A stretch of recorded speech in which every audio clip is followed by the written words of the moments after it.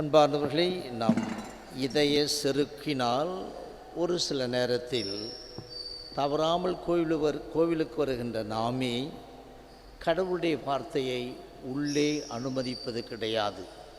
இதய செருக்கினால் நான் செருக்குறுகின்ற அனைவருமே தாழ்த்தப்படுவார்கள், அழிக்கப்படுவார்கள் என்பதைத்தான் இன்றைய முதல் வாசகம் நமக்கு தெளிவாக சொல்லுகின்றது.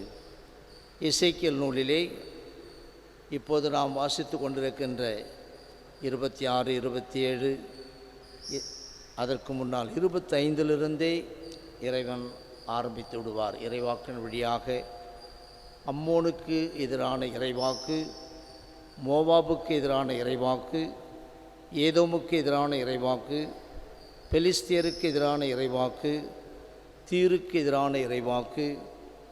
அந்த தீருக்கான இடத்தில்தான் இரங்கற்பா இருக்கும்.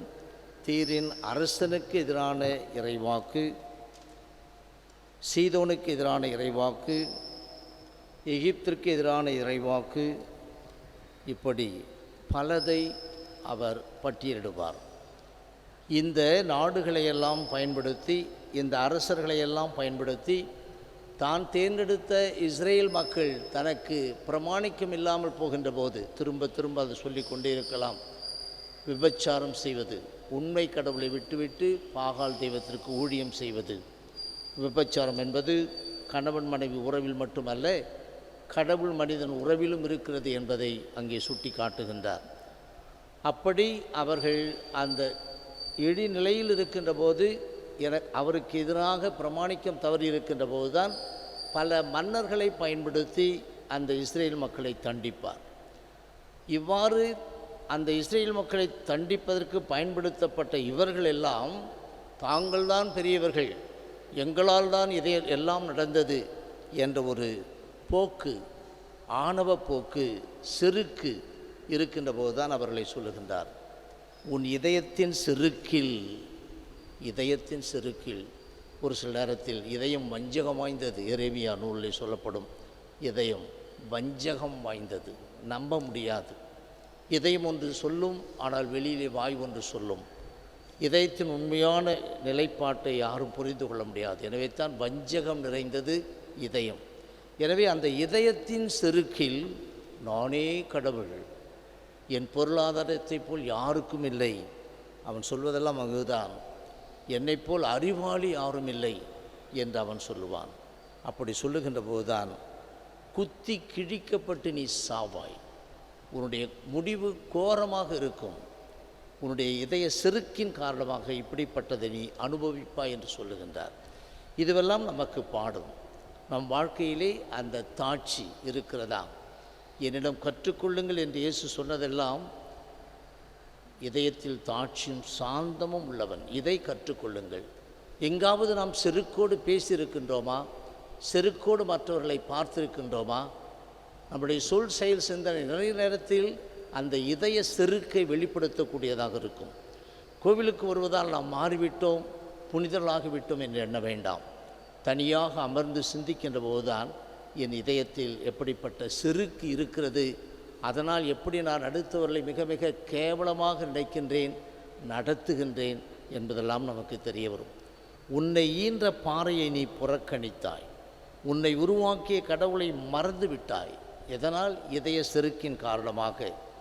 எனவே தான் நீ சொல்லுகின்ற, எங்கள் கைகள் வலிமையானவை, இதையெல்லாம் ஆண்டவர் செய்யவில்லை, நாங்கள் தான் செய்தோம் என்ற ஒரு ஆணவ போக்கை அங்கே நாம் பார்க்கின்றோம். இந்த இடத்தில்தான் இந்த ஆணவத்திற்கு காரணமாக இருக்கின்ற அவன் சொல்வதெல்லாம் கடவுளுக்கு இணையானவன், நான் அறிவாளி, நான் செல்வ செழிப்பில் இருப்பவன் என்று அவன் சொல்லுவான். அச்செய்தியில் அந்த செல்வ செழிப்பை பற்றித்தான் ஆண்டவர் சரியான ஒரு அடியை கொடுக்கின்றார். அந்த செல்வ செருக்கினால் வாழ்ந்து கொண்டிருக்கின்ற போது அவன் மோட்சம் அடைய முடியாது. செல்வ செருக்கினால் வாழுகின்ற போது, செல்வ ஏழ்மையினால் வாழ முடியும்.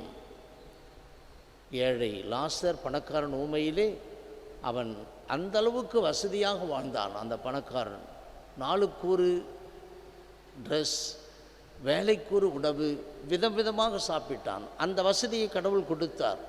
ஆனால் அந்த கடவுள் கொடுத்த அந்த வசதியின் நேரத்திலே வசதியற்று கிடந்த ஏழை லாசரை காணாமல் விட்டுவிட்டான்.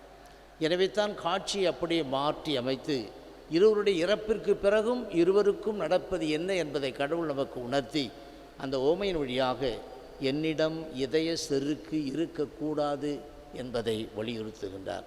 ஊசியின் காதில் ஒட்டகம் நுழைய முடியுமா? முடியாது. ஆனால் அப்படியே அது நுழைந்து விட்டாலும் பணக்காரன் விண்ணரசில் நுழைவது கடினம் என்று சொல்லுகின்றார். எந்த பணக்காரன்? தான் என்ற ஆணவமும் அகந்தையும் இருக்கின்ற அவனால் தான்.